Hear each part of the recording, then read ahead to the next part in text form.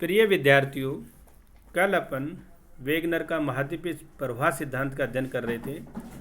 तो उसके सिद्धांत के पक्ष में जो प्रमाण हैं उन पर चर्चा कर रहे थे। तो पक्ष में जो 5 प्रमाण हैं उन पर अपन चर्चा कर चुके थे। आज सिद्धांत के पक्ष में जो छठा प्रमाण है वहाँ से शुरुआत करते हैं। छठा, स्कैंडिनेविया के उत्तरी भाग में पाए जाने वाले लेमिंग नाम के छोटे छोटे जंतु अधिक संख्या में हो जाने पर पश्चिम की ओर भागते हैं, परंतु आगे स्थल न मिलने के कारण सागर में जलमग्न हो जाते हैं। इससे यह प्रमाणित होता है कि अतीत काल में जब स्थल भाग एक में मिले थे तो ये जंतु पश्चिम की ओर जाया करते थे। इससे यह प्रमाण मिलता है कि वास्तव में जो महाद्वीपों का विस्थापन पश्चिम की ओर हुआ था। 7वां परिणाम, ग्लोब्सोप्टेरिस वनस्पति का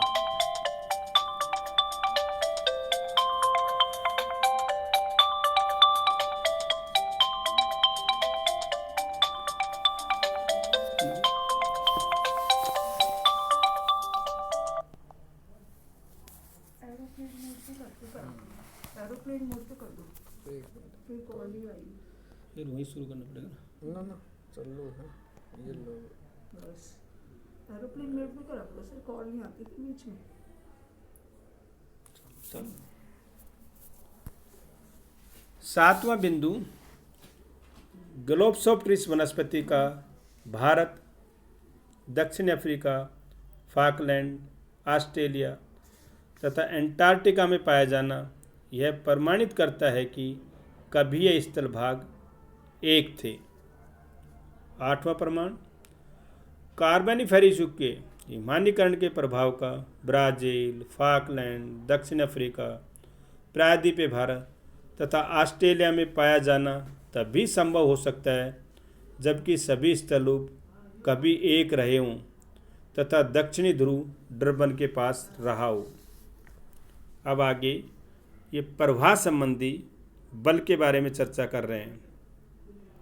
वेगनर के अनुसार जब पेंजिया में विभाजन हुआ तो उसका 2 दिशाओं में प्रवाह हुआ, उत्तर की ओर या भूमध्य रेखा की ओर तथा पश्चिम की ओर।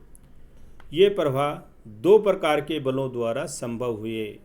पहला, भूमध्य रेखा की ओर का प्रभाव गुरुत्व बल तथा प्लवनशीलता बल के कारण हुआ।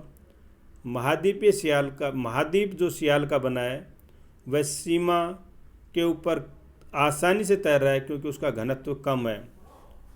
दूसरा, महाद्वीपों का विस्थापन पश्चिम की दिशा की ओर हुआ जिसका प्रभाव सूर्य तथा चंद्रमा के ज्वारीय बल के कारण माना गया है। पृथ्वी पश्चिम से पूर्व दिशा की ओर घूमती है।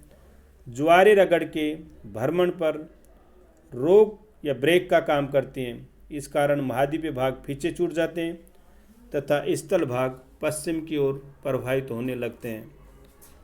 महाद्वीपों का वास्तविक प्रवाह, पेंजिया का विभाजन कार्बोनिफेरस युग से प्रारंभ होता है। गुरुत्व तथा प्लवनशीलता के बल के कारण पेंजिया 2 भागों में विभाजित हुआ। उत्तरी भाग लारेशिया तथा दक्षिणी भाग गोंडवाना लैंड कहलाया। जिससे पेंजिया का विभाजन हुआ उत्तरी और दक्षिणी भाग का, तो बीच में टैथिस सागर बना। इसे टैथिस का खुरना भी कहते हैं। जूरेसिक युग में गोंडवाना लैंड का विभाजन होगा तथा ज्वारीय बल के कारण प्रायद्वीपीय भारत, मेडागास्कर, ऑस्ट्रेलिया तथा एंटार्क्टिका गोंडवाना से अलग होकर प्रवाहित हो गए। इसी समय उत्तरी तथा दक्षिण अमेरिका ज्वारीय बल के कारण पश्चिमी की ओर प्रवाहित हो गए। प्रायद्वीपीय भारत की उत्तरी की ओर प्रवाहित होने के कारण हिंद महासागर का निर्माण हुआ। दोनों अमेरिका के पश्चिमी की ओर प्रवाहित होने के कारण अटलांटिक महासागर का निर्माण हुआ। स्थल भाग समान गति से प्रवाहित नहीं हो रहे थे तो अटलांटिक महासागर एस अक्षर के रूप में बना। दोनों अमेरिका के पश्चिमी दिशा की ओर प्रवाह होने के कारण मध्य अटलांटिक कटक का निर्माण भी हुआ। आर्कटिक सागर तथा उत्तरी ध्रुव सागर का निर्माण महाद्वीपों के उत्तरी ध्रुव से हटने के कारण हुआ। पैंथालासा पर कई दिशाओं से महाद्वीपों के अतिक्रमण के कारण उसका आकार संकुचित हो गया तथा उसका अवशिष्ट भाग प्रशांत महासागर बना। इस तरह स्थल तथा जल का वर्तमान रूप प्लायोसीन युग तक पूर्ण हो गया। अब समुद्रीय चाप की उत्पत्ति। समुद्र द्वीपीय चाप तथा तोरण की उत्पत्ति के कारण महाद्वीपों की गति में शिथिलता होना बताया जाता है।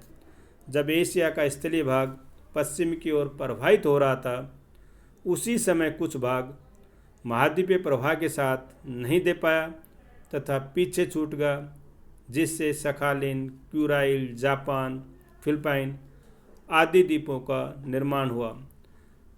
कार्बोनिफेरस हिमानीकरण। कार्बोनिफेरस युग में दक्षिणी गोलार्ध में हिमावरण का व्यापक विस्तार हुआ, जिसके कारण दक्षिणी गोलार्ध के ब्राज़ील, फाकलैंड, दक्षिणी अफ्रीका, कारू प्रदेश, प्रायद्वीपीय भारत, ऑस्ट्रेलिया तथा एंटार्क्टिका में हिम प्रसार होगा। कार्बोनिफेरस युग में सभी स्थलपिंड एक स्थल भाग के रूप में थे। दक्षिणी ध्रुव वर्तमान में डरबन के पास था। अब इससे इन्होंने पर्वतों का निर्माण, समुद्र द्वीपीय चापों की उत्पत्ति बहुत सरल और विस्तारपूर्वक ढंग से समझाई। लेकिन फिर भी कुछ ऐसे कारण हैं जिसमें इसकी मैं सिद्धांत की आलोचना कहूँ या इसका मूल्यांकन कहूँ, इसके बारे में आपको बता रहा हूँ। वेगनर का प्रारंभिक उद्देश्य अतीत काल में हुए जलवायु संबंधी परिवर्तनों का समाधान करना ही था, परंतु जो जो समस्या आगे आती गई सिद्धांत बढ़ता गया। फल यह हुआ कि वेगनर अधिक लोभ में पड़ गए तथा बीच में कई गलतियां कर बैठे और कई परस्पर विरोधी बयान भी वो दे गए। तो पहली आलोचना, वेगनर द्वारा प्रयुक्त बल महाद्वीपीय प्रवाह के लिए सर्वथा अनुपयुक्त है।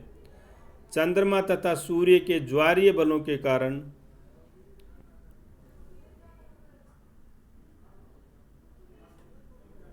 महाद्वीपों में पश्चिमी दिशा की ओर प्रवाह जो बताया वह जब हो पाता जब ज्वारीय बल आज से 90 अरब गुना अधिक होता। यदि इतना बल महाद्वीपों के प्रवाह के समय रहा होता तो पृथ्वी का परिभ्रमण एक ही वर्ष में बंद हो गया होता।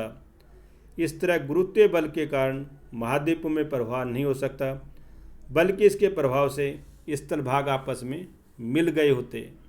दूसरी आलोचना, वेगनर ने कई परस्पर विरोधी बातें की। प्रारंभ में उन्होंने यह बताया कि सियाल सीमा पर बिना रुकावट के तैर रहा, परंतु बाद में यह बताया कि सीमा में सियाल पर रुकावट आई और इसे मान भी लिया जाए तो सियाल से सीमा कठोर होती है, तो सियाल के ऊपर कैसे तैर सकती है। तीसरा आलोचना, अटलांटिक महासागर के दोनों तट पूर्णतः नहीं मिलाए जा सकते। जो कह रहे थे वो जिग्सा फिट, ये दोनों तटों की भूगर्भिक बनावट हर जगह मेल नहीं खा रही है। और चौथी आलोचना, वेगनर ने महाद्वीपों के प्रवाह की दिशा तथा तिथि पर अच्छी तरह प्रकाश नहीं डाला। कार्बोनिफेरस युग से पहले पेंजिया है किस बल पर स्थिर रहा, उससे पहले इसका विभाजन क्यों नहीं हो पाया, और चलो विभाजन होगा तो बाद में यह विभाजन किस प्रकार रुका। तो यह वेगनर की प्रमुख आलोचना है। सिद्धांत को उन्होंने सरल ढंग से समझाया, लेकिन कुछ परस्पर विरोधी बातें कहकर उन्होंने ये भ्रांति पैदा कर दी किस प्रकार पहले एक था, बाद में विभाजन हुआ और अब वह रुक गया। ठीक है विद्यार्थियों, धन्यवाद।